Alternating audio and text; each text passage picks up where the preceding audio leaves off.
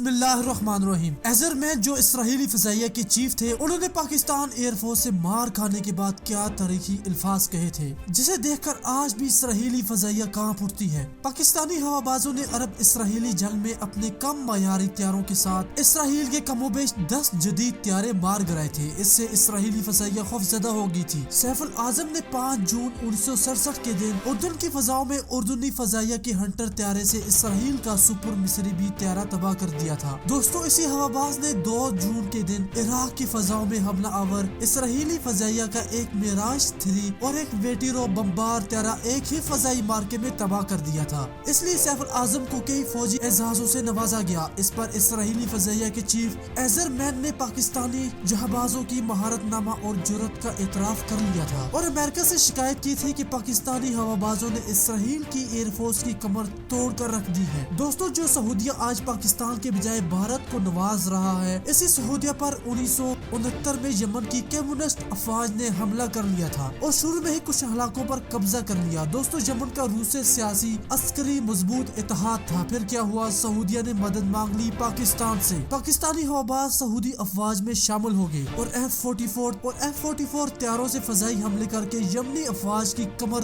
तोड़ कर रख दी। इनके बेशतर टैंक और फौजी गाड़ियों को तबाह कर दिया था। इसके नतीजा ये हुआ कि काबस फौज जल्द ही हलाका खाली करके वापस चली गई। दोस्तों, वीडियो के बारे में अपनी राय जरूर दीजिएगा। अल्लाह हाफिज।